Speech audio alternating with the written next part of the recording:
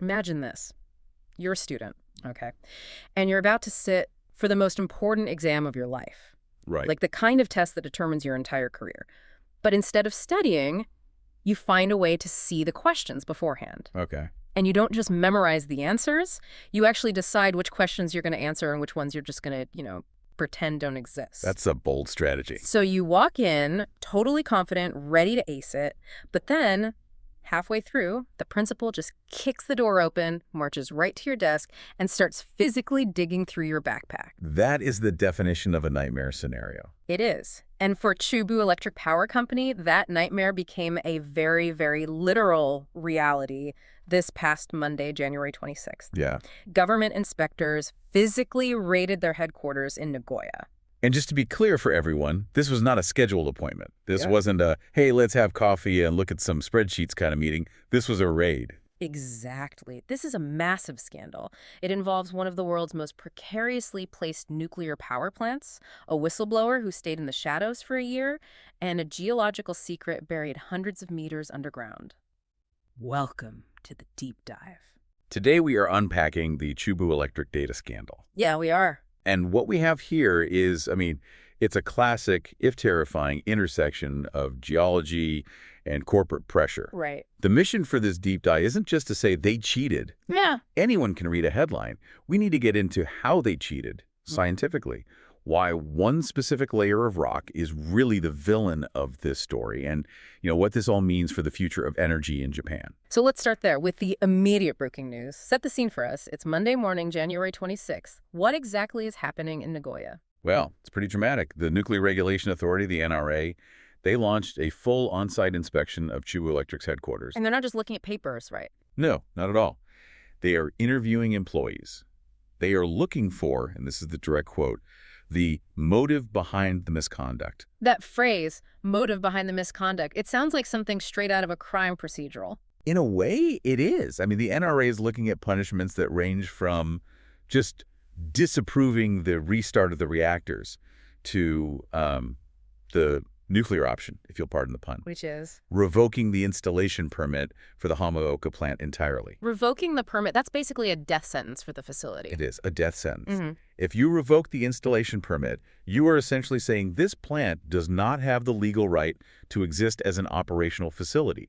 It turns a multi-billion-dollar asset into a liability overnight. And the fallout has already been immediate. We have to talk about the leadership vacuum this has created.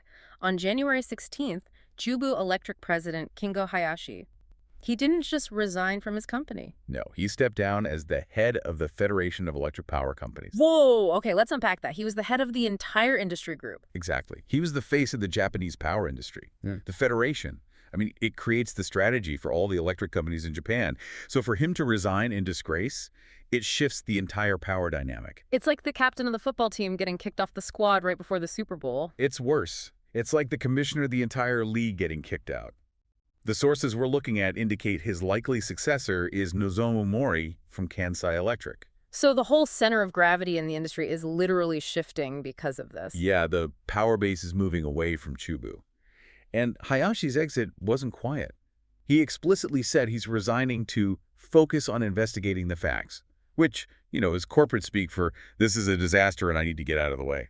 But let's just rewind a bit. How did we even get here? Because this didn't all start on Monday. No, not at all. The thread started unraveling nearly a year ago.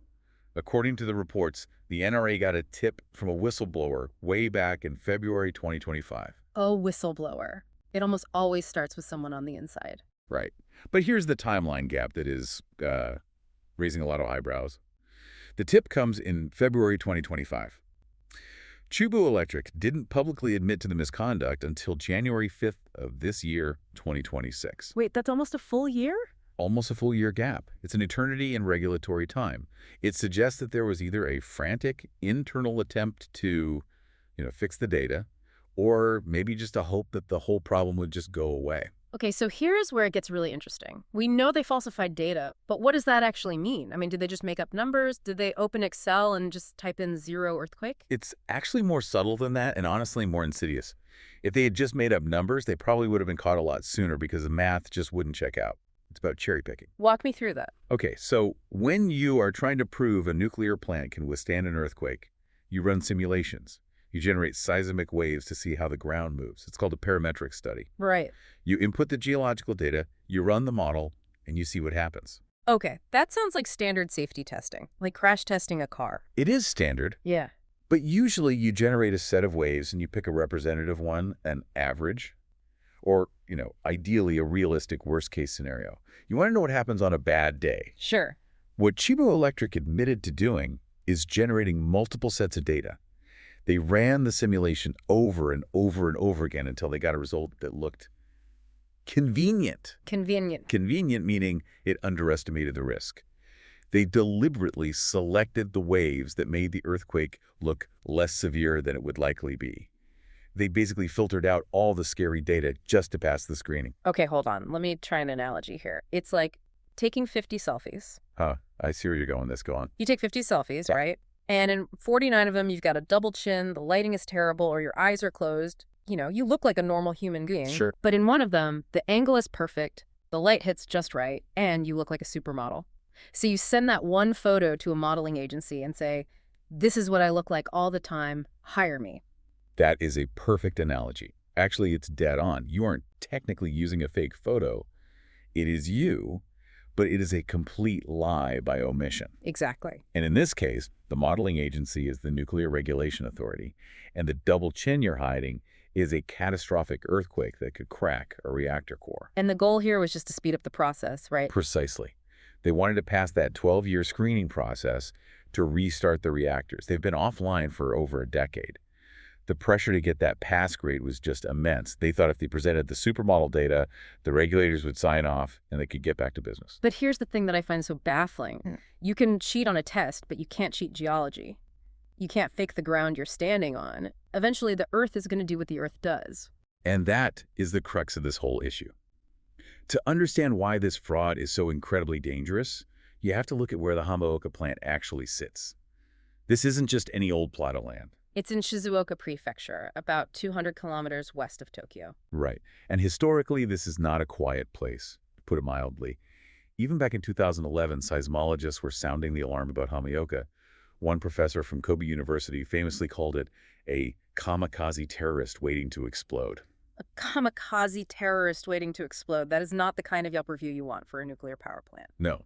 And the technical documents from Chubu Electric themselves, the ones they were trying to massage, they reveal a specific geological anomaly right under reactor number 5 that makes this even scarier. It's something called a low-velocity layer. A low-velocity layer, that sounds slow. It sounds slow, but in seismology, slow is bad. Very, very bad. Explain that to me. Why is slow bad? If an earthquake wave is moving slower, shouldn't that be less destructive? That's the intuitive thought, right? A slow car does less damage than a fast car, but waves, they work differently. Okay. Imagine running on concrete. You move fast, the ground is hard. Now imagine you suddenly hit a patch of soft sand or mud. You slow down. Right? Sure. Yeah. I get bogged down. Seismic waves, specifically S waves or shear waves, they behave in a similar way. When they hit hard bedrock, they travel fast. But when they hit a softer low-velocity layer, they slow down. Now here's the physics part. The energy has to go somewhere. It must be conserved. They can't just disappear. Exactly. So when the velocity drops, the amplitude increases, the wave gets taller. Think of a tsunami. Right. In the deep ocean, the wave moves incredibly fast, but it's not very tall. As it hits the shallow water near the coast, it slows down dramatically, and all that water piles up into a massive wall. So the low-velocity layer under the reactor is acting like the shallow water. Yeah. It's causing the earthquake wave to pile up and get bigger? That is exactly it. The documents show there is a layer of rock. It's between 200 and 400 meters deep under reactor number 5, where the waves travel about 30% slower, around 700 to 800 meters per second. And what does that do to the shaking at the surface? It acts like an amplifier. The data shows that tremors at reactor number 5 are 2.3 times stronger horizontally. 2.3 times stronger. That's more than double the intensity. It is, and 1.7 times stronger vertically compared to other reactors just nearby. So imagine you design a building to withstand a certain amount of shaking, but the ground underneath it is effectively a magnifying glass for earthquakes. And the utility company decided that was the place to use cherry-picked data to underestimate the risk. That connects the dots perfectly. It's not just that they lied, it's that they lied about a site that is naturally predisposed to magnify earthquakes. It's negligence on top of already existing danger. It just makes the selfie analogy even worse. It's like sending that supermodel photo when you actually look like a professional boxer who just went 12 rounds. And you're trying to get a job as a face model.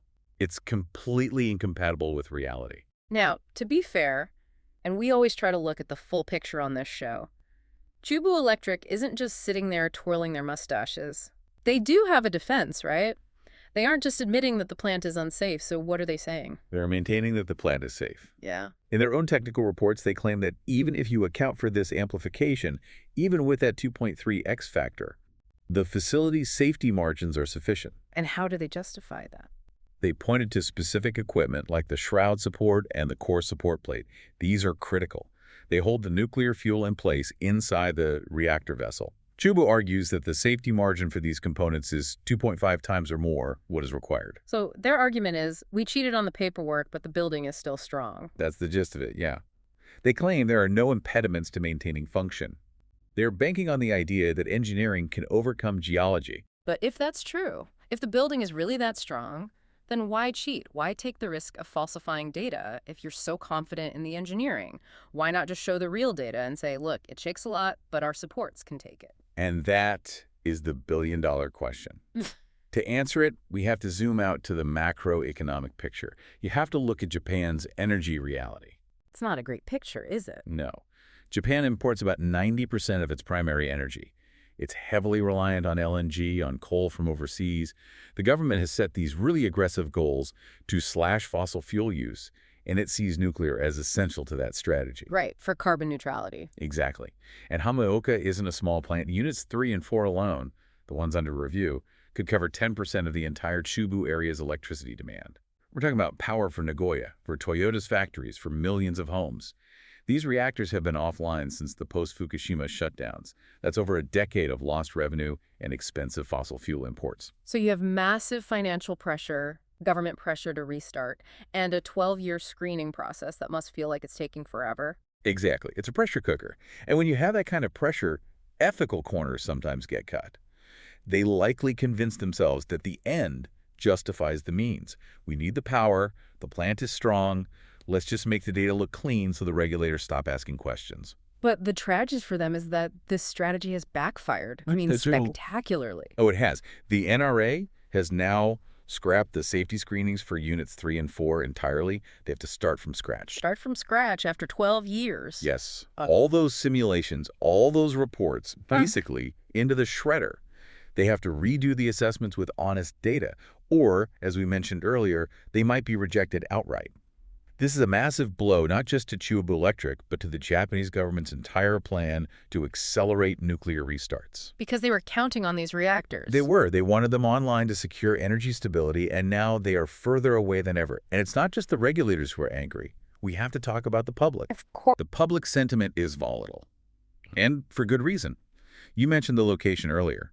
This region sits along the Nankai Trough. The Nankai Trough, that's the source of the predicted megaquake, right? Correct. It's a subduction zone capable of producing magnitude 8 or 9 earthquakes. People in this region live with that fear every single day. So when they hear that the utility company is playing games with seismic data, It validates every fear they've ever had. it does. There have been protests, similar to what we've seen with TEPCO's plants. Anti-nuclear groups are pointing to this and saying, see, we told you. Their argument has always been that you can engineer a building, but you can't engineer out human dishonesty. That's a powerful point. We talk so much about steel and concrete, about megapascals and sheer strength. But the weakest link in nuclear safety might just be the person entering the data into the spreadsheet. That's what makes this scandal so damaging, even if Chubu's engineers are right. I mean, even if the shroud support can handle 2.5 times the stress, who believes them now? Trust. It's the one thing you can't buy and you can't engineer. Exactly. The regulatory system relies on honest input. If the input is fake, the approval stamp is meaningless. The NRA chair, Shinsuke Yamanaka, he called it outrageous and a serious challenge to safety regulation. When the regulator uses words like that, you know the bridge is burned. And looking at the sources, this connects back to a broader pattern, doesn't it? We saw similar trust issues with the Sellafield MOX plant in the UK years ago. Right, where falsified data led to the closure of a facility that was supposed to supply fuel to Japan, It seems like the industry keeps hitting this same wall. A recurring theme. It is. The complexity of nuclear technology demands transparency because the public can't check the math themselves. You can't go measure the S waves in your backyard. You have to trust the experts. When you hide things, whether it's a leak at Sellafield or a low-velocity layer at Hamaoka, the cover-up is almost always more damaging than the technical problem itself. So where do we go from here? The president is gone, the raid is happening, the screening is scrapped. Is this the end of Hamaoka? It's too early to say it's the end, but the path forward is incredibly narrow. Chubu Electric has to prove two things now. First, they have to prove the physics. They have to demonstrate that the plant can physically survive a Nankai Trough megaquake amplified by that low-velocity layer. Which is a very hard physics problem. Very hard. But the second problem is harder. They have to prove that they are telling the truth. They have to rebuild institutional credibility from zero. And that takes longer than pouring concrete. Much, much longer.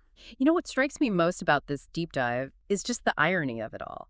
They cherry-picked data to speed up a restart, and in doing so, they've likely delayed it by years, if not forever. It's the paradox of shortcuts, isn't it? The shortest path often leads right off a cliff.